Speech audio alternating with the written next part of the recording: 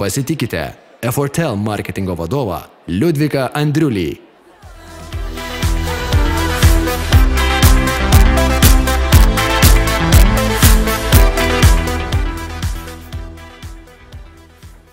Labą dieną visiems, esu Liudvikas.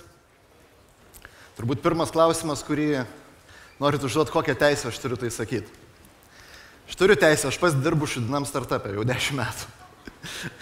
Mes 2 kartus buvom vos nebankrutavę, 3 kartus keitėm biznio modelį, išsigelbėjom. Čia mano bičiuliai iš Estijoje vykstančios panašios konferencijos sakė, kad dažniausia startupo mirties priežastis yra ne žmogžudystė, o savižudybė. Tai mums pavyko nenusižudyti. Iš tikrųjų, tai pati antraštė su mano šios dienos tema daug bendro neturi, mes su Arnoldu sugalvojom, kad pritraukti daugiau dėmesio, kas aiškiai pavyko. Ir šiandien, ko gero, aš daugiau kalbėsiu apie tai, kad nereikia daryti startupų labai anksti savo gyvenime. Ir kalbėsiu turbūt daugiausia studentams šioje auditorijoje. Man per dažnai, mano skoniui per dažnai ir gerokai per dažnai tenka aiškinti, kad startupai yra apie pinigus. Kad vis dar ir vis tik tai yra verslas, o verslo tikslas yra didinti akcininkų vertę. Tai jau tikrai pradėjo šiek tiek pykinti nuo keičiančių pasaulį, labai daug jų yra, labai daug aš jų esu matęs, bet iš esmės esmė yra labai paprasta. Jeigu pinigų uždirbai, tai tu geras startupas. Jeigu neuždirbai, tai tu šūdinas startupas. Keist pasaulio yra labai gerai, disruptive business modeliai yra labai gerai. Mano draugai dar su manim privačiai diskutavo dar vakar, kad aš netaip suprantu startupą, kad startupai yra nepelno siekianti organizacija, tai aš visokiau kovosiu iki gyvenimo galo su šitą idėją, kad startupai yra ne dėl pelno. Ne, startupai yra dėl pinigų ir startupo sėkmės matavimo vienetas yra doleris. Karlas Marksas, senas dėdė, yra sakęs, kad visas kapitalizmas yra capital and labor. Kiek turi pinigų ir kiek turi jėgos. To reikia ir startupai. Ir vieno ir kito. Yra 17 metų editionas ant Comic Sans, čia specialiai. Kiek turi pinigų ir kiek kiets esi. Ir mano mintis yra ta, kad kai jauni studentai, jie dažnai manęs per Facebook Messengerį klausia, ką man daryti, ar man čia toliau testas bakalauro studijas, ar čia pradėti varyti į tech parką, daryti ant kažkokį startupą, žinai, nes taip cool viskas. Ir aš taip pagalvoju, Karlas sakytų, mažai tu turi pinigų ir mažai kiets dar esi, žinai. Ir iš ties, kuo daugiau pinigų ir kuo daugiau žinių, tuo yra mažesnė rizika. Mažesnė verslo rizika. Kiekvieno verslininko, net jeigu jis yra startuperis ir nori pakeisti pasaulį ir uždirbti kaip įmanoma daugiau pinigų, tikslas yra mažinti riziką. Nes kuo mažesnė rizika, tuo didesnė akcininko vertė, tuo mažiau šūdinas tavo startupas. Ir kalbėdamas studentams ir jauniems žmonėms, ten iki 22 metų, kurie klausia, ar ten toliau studijuoti, ar įdirbti, aš visada sakau, brangusis, bent 5 metai rimto darbo normalioj dideliai kompanijai. Ir Lietuvoje turbūt aš didelę kompaniją apibrėšiu kaip kompaniją su daugiau nei 200 darbuotojų. Pozicija, aišku, būtų pageidautina pardavimuose arba marketinge, nes tai suteikia daugiausia konkrečių žinių. Visiems inžinieriams, sorry guys, jums reikia pardavėją susirasti, jeigu nori daryti startupą, be šito nieko. Ir tai yra labai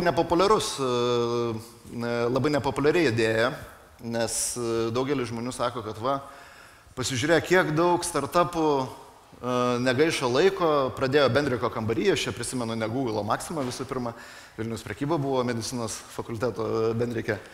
Taip, Lietuvos bendrikiniai ir Silicon Valley garažiniai pradėjo, jie šiandien turi milijardinius verslus, bet dar daugiau milijonų yra antkapiai, startupų, balti, gražus antkapiai, kaip Arlingtono Capitalse, kur užsilenkia už horizonto visų mirusių, apie juos niekas nekalba. 100 000 milijonai bandymų baigėsi nesėkmė, baigėsi sunaikintom investicijom, sunaikintais pinigais, sugaištų laiku, vien dėl to, kad labai dažnai pritrūksta kietumo, žinių, supratimo, kaip viskas vyksta. Aš rekomenduoju visiems jauniems žmonėms padirbti dideliai blogoj piktoj kompanijoje Evil Corp, toj, kurios tu nekenti, bijai, kur yra biurokratai, ten yra politikos, intrigų, ten slopina kūrybiškumą ir nėra nemokamos kovos ir taip toliau. Tam, kad pamatyti iš vidaus, nes jeigu nebūsiu šūdinas startupas, tai pats tokiu turi tapti. Pats kažkada, jeigu tas startupas tikrai turi vilčių, jis pats taps Evil Corporation. Ir čia yra rimtesnių dalykų. Pamatyti funkcijų, kurių maža įmonė neturi, ar pradedanti įmonė neturi, tokių piktų, kaip ten pirkimų departamentas, koks nors ten HR-as, ten nedaug dievė finansų analizė, kokia, kur neišeina žmonės gyvi, papilkėja plaukai per pusę dienos. Tas labai padeda. Padeda pamatyti ir gerus pavyzdžius, ir blogus pavyzdžius, padeda pamatyti, kaip veikia didelė kompanija iš vidaus, kodėl ten yra tokie procesai, kodėl yra ta biurokratija, pamatyti blogus pavyzdžius, kokie yra blogi vadovai, ten, visą gyvenimą gali mokytis iš kažkokio buvusio durniaus ir nedaryti taip kaip jis.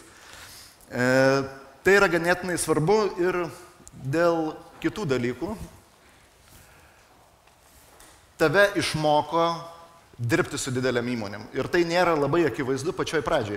Kiekvienam startupui teks dirbti su didelėmis įmonėmis. Tai bus ir bankai, tai bus ir venture capital didelės kompanijos, tai bus Maxima, jeigu pardavinėsi kažkokį retailinį produktą, pavyzdžiui, kaip mano vieni bičiuliai sugalvojo chili džemą pardavinėti. Ir ačiū Dievui, kad jie buvo dirbę didelėse kompanijose, nes žinojo, kaip tai veikia. Aš esu matęs pavyzdžių, kaip žmonės nedidelį kompaniją gauna didelį, turbūt žinot, kas yra RFP, konkursinė dokumentacija, gauni ten 30 Excelio failų compliance paketą. Ir jeigu tu jo nesi matęs, jeigu tu jo nesi pildęs arba nesi jo siuntęs kitiems, aš esu matęs, kaip žmonės išsigąsta, sako, čia ne mums. Nors galėtų galbūt pilnai paimti ir parduoti. Kai esi dirbęs didelėje kompanijoje, tu daugiau mažiau žinai, kaip tas dramblys veikia, kaip jis masto, kaip jis perka, koks yra pirkimo procesas, kaip ten yra priimami sprendimai, kaip atrodo jų kontraktai, kaip atrodo duomenys. Jeigu tu pamatai tai pirmą kartą, tai gali būti iš tikrųjų ganėtinai baiminga, tai gali išgąsdinti. Bet vienas iš gerų dalykų, ko išmoko darbas didelėje kompanijoje, tai suprasti dydį, biudžetus, galimybės, visai kitą greitį ir visai kitą mąstymo kultūrą ir mokėti dirbti su didelėmis kompanijomis reikia visiems. Tai yra vienas iš esminių bet kurio verslininko įgūdžių. Darbas dideliai kompanijai per 5 metus gali jaunuoliai išmokyti tvarkytis arba bent jau pamatyti, kaip atrodo dideli pinigai.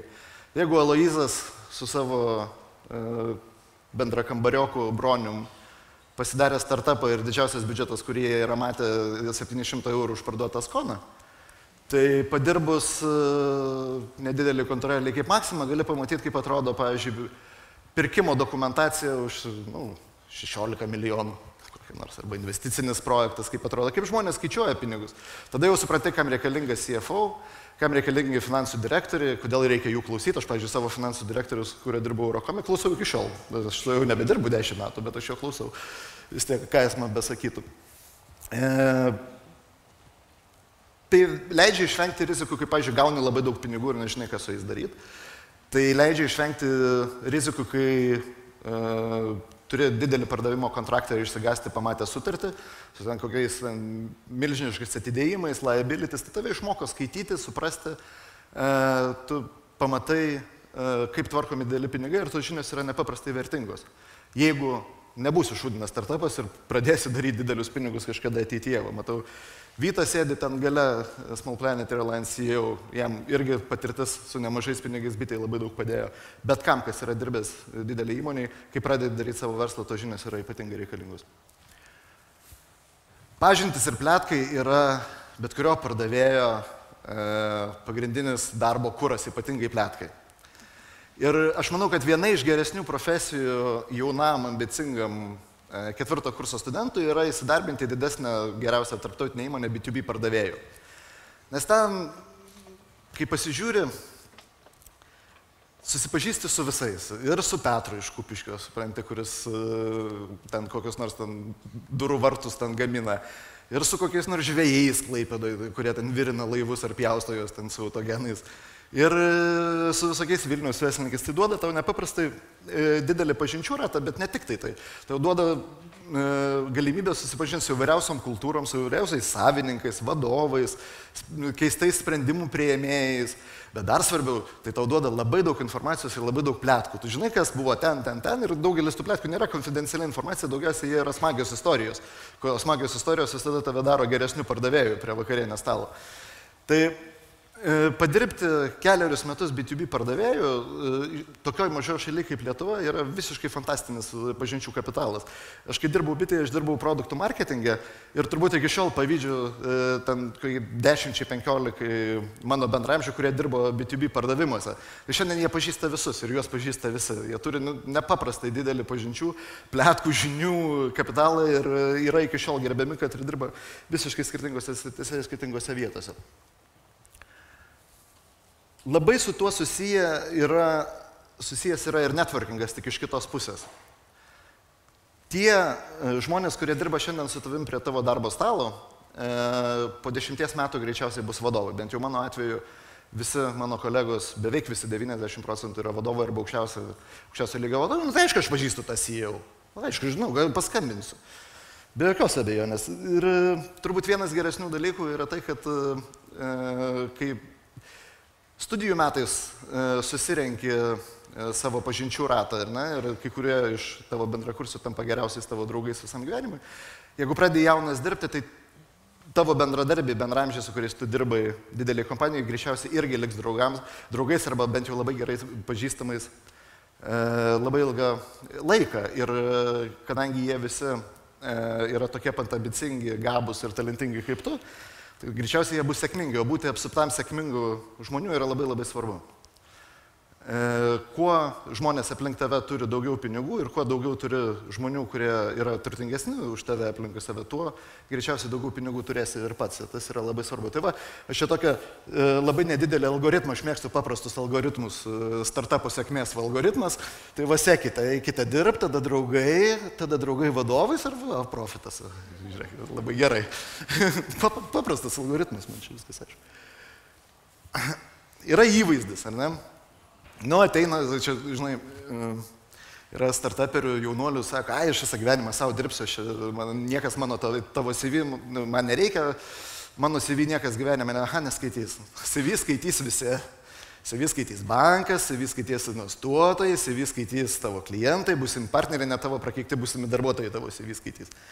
Yra skirtumas tarp dviejų CV. Jeigu tu dirbai 6 mirusiuose startupuose, iš kurių 4 buvo nepelno organizacijos, aš nesakau, kad tai yra blogai ir tau visą gyvenimą neseks, bet tiesiog reiks 2 kartus arba 3 kartus daugiau aiškinti, kad tu nedebilas. Bet jeigu tu dirbai IBM, tai yra kur kas paprasčiau, yra lengviau. Aš dirbau IBM. Yra dar kitų privalumų, pavyzdžiui, žmonės, kurie yra jaunystėje dirbę didesnėse kompanijose arba žinomose kompanijose, daugiau bendro turi. Tai kai ten su kokiu Evil Corporation ten reikia bendrauti, be jokios abejonės, kad daug lengviau, kai tu žinai, vėlgi grįžtant prie patirties dėlės įmonės, kaip tai veikia, kaip tavo klientas mąsto, su kokiais iššūkiais susiduria ir taip toliau ir panašiai. Tai geras CV tikrai daro įspūdį investuotojams, duoda tam tikro pasitikėjimo dideliems klientams, ypatingai jeigu, pavyzdžiui, konsultingą kokį pardavinėje, tai nepaprastai svarbu. Bankui, jeigu reikia paskolos, tai kad ne visiškas durnelis esi. Ir mamai labai patinka, kad kažkada turėjai, prisimena, kad kažką normalų darbą turėjai. Ne dabar ten blogerių dirbi.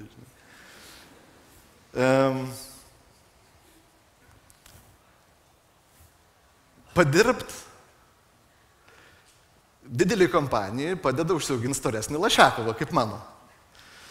Ir storas finansinis lašekas labai padeda iš 2 pusių. Iš vienos pusės tai duoda šiek tiek ilgesnės kojas ir didesnį VO max, gali ilgiau bėgti. Tai jeigu broniui pasibaigia šaibytas maždaug apie Liepą ir taip ir neatėjo tas klientas, teko grįžti. Tai vat Aloyzui nepavyko, taip liūdniau. Tai tai Bronius, kuris turėjo šiek tiek daugiau pinigų, galbūt ir datrauks tos 9 mėnesius. Tai yra ir juokinga, bet ir tai yra tiesa. Prisimenam dėdę Karlą, kuris sakė, capital ir labor, tai kuo daugiau turi kapitalo, tuo tu ilgiau gali ir savo rizikas ir klaidas, kurios bus neišvengiamos, šiek tiek užasfaltuoti pinigais. Jeigu turi labai mažai kapitalo pačioj pradžioj, tai bet kuri net menkiausia klaida tave nužudys. Jeigu turi šiek tiek daugiau, tai turi ir daugiau laiko, ir daugiau erdvės, ir daugiau visko, o iš kitos pusės ir tavo angelė mažiau tau knisa protas. Kur kas mažiau. Nekompostiruoja tau smegenų kiekvieną dieną, eik susiras normalų darbą, nes visiškai nebėra pinigų. Tu jau žinai, kad tu turi metams pusantriems atsidėjęs pinigėlių, gali dirbti be algos ir tas duoda tam tikros emocinės ramybės ir fokusą darbą. Ir iš tikrųjų, asmeninių pinigų trūkumas ir asmeninio lašinio neturėjimas dažnai tampa didžiulio emocinio išsekimo priežastim, tai yra distraction, tai nukreipia dėmesį nuo pagrindinių dalykų. Ir čia aš sakau, padirbkit 5 metus, susitaupykit tų pinigėlių. Bus geriau tai ir verslui, bus daugiau kapitalo ir turėsit savo asmeninių pinigų šiek tiek daugiau, kurie leis šiek tiek ramiau tą startupą ir tą žingsnį priimti ir šiek tiek rimčiau ir angeliai tave žiūrės. Kai jau jai praneši, kad nusprendė blogą rašyti, vietoj normalaus darbo. Didelės kompanijos išmoko kultūros. Kultūros, higienos, supratimo, kaip tai veikia. Esu matęs jaunuolių, kurie rašo hello guys e-mailą. Žinai, yra 2 tipai susitikimų, yra 3, bet 3 toks ne visai tikras, kai tau ko nors iš kitų reikia, kai kitiems iš tavęs ko nors reikia ir kai dar neaišku. Ne? Tai, gerai, jeigu jau visai esi nekultūringas, tai jeigu kitiems iš tavęs reikia, tai gali sėdėti kaip Papua Naujosios Gvinėjos atstovas šito jungtinėse tautose, vakar mačiau nuogas. Bet jeigu tau iš kažko reikia, kad ir kiek tau jie nepatiktų, pavyzdžiui, Evil Corporation, ar ne, tie šlikštynės, tai nusiimk tą full capą, užsidėk aklaraištį, gerbk žmonės, tau iš jų kažko reikia. Yra rimtesnių dalykų, išmoko skaityti sutartis, išmoko kreiptis į advokatą, išmoko rašyti be klaidų. Aš atsimenu, aš toks narglys pradėjau dirbti Telekome ir bitai, kad aš turėčiau gėlės su savo buvusiam vadovom kiekvieną dieną, ar bent jau kartą ketvirtį, nes jie dar turėjo kokius 3 metus damušinė tai, ko mano tėvams nepavyko. Ten punktualumo, kokio nors, pavyzdžiui, netrypt kojom negavus to, ko nori. Tai tikrai žmonės kaip Viktoras Dzindzileta šventą darbą arba Darius Montvila padarė su manim. Iš ties tai padeda, tai kartu ir jungiasi ir su supratimu, kaip veikia didelės kompanijos, bet kartu duoda ir tam tikro formalių įgūdžių, gebėjimų formalų raštą parašyti. Ir tai yra labai naudinga, tai yra tai, ko ant pečių nenešiosi. Tiesiai iš universiteto esam matę veikėjų pasirodančių šiek tiek kitaip negu šitas mano mylimas personažas. Oi, biškį 2 kartus paspaudžiau. Politika. Aš pats nedirbu didelį įmonę ir turbūt nedirbsiu, kad aš nepaprastai nemėgstu didelių organizacijų politinės atmosferos, intrigų, paskalų, blogąją prasme, aš pletkus labai mėgstu, bet paskalų ne. Subinlaižystės ir panašių dalykų ir daugelis žmonių natūraliai, aišku, prisibijo. Tokie dalykai ir reikia suprasti, kad politinė aplinka ir politikavimas yra būdingas bet kokiai didesniai žmonių grupiai. Kai kuriuose tautose nuo 3 prasideda žmonių, atsiranda politika, kai kuriuose šiaip realiai mes esam pastebėję ir turbūt best practice yra suprasti, kad kai tavo šūdinas startupas pasidarys mažiau šūdinas ir jame bus apie 70 žmonių, jame prasidės neišvengiamai politika. Politika tai yra vidaus kovos, tai yra darbas dėl įtakos, o ne dėl galutinio rezultato ir tai yra normalu. Aš to nemėgstu, bet aš tą moku. Ir tas man padeda. Nes kai tu dirbi, pavyzdžiui, aš dirbu Kenijoje su milžinišku banku, kuris yra nepaprastai tradicinis, su nepaprastai stipriom tradiciniam politiniam panetkiam. Tai yra bankas, kurį vis dar moteris negali eiti be sijono ir aukštakulnių. Patirtis didelėse kompanijose man padeda suprasti, kaip ten kas veikia, padeda nelipti per galvą, galima padaryti nepaprastai daug klaidų, nežinant ir nemokant dirbti politinėje aplinkoje. Tai aš visada sakau, kad jaunas žmogus padirbęs didelį kompaniją bent jau išmoks atpažinti, kad yra politikuojama. Atpažinti, kad yra intriga, kad ne viskas čia vyksta taip, kaip atrodo. Po to jis išmoks išgyventi toje aplinkoje, atlaikyti politikavimo, o po to jau, kai užaugs, tada išmoks ir pats užsukti politinę intrigą, nes ir to reikia. Kaip kuo esi didesnis, tuo daugiau su tuo reikia dirbti, kovoti, valdyti, to išgyvendinti neįmanoma, bet priklausomai nuo asmeninių skonių, skirtingi vadovai skirtingai su to kovojo, bet iš tikrųjų nekovojo, o valdo, kiek įmanoma tai suvaldyti. Ne? Tai didelė kompanija, patirtis didelė kompanija duoda tą supratimą, kaip veikia didelės organizacijos ir kaip veikia politinės jėgos joje, ir tai yra vertingos žinios. Ir pabaigai, svarbu nepavėluoti. Labai svarbu nepavėluoti daryti tą startupą, tuos startupus ir kurti mažus biznius, kurti savo verslus juos. Reikia, aš tik tai manau, kad to nereikia daryti esant snarglium, nes labai didelė rizika. Tikrai gali pavykti.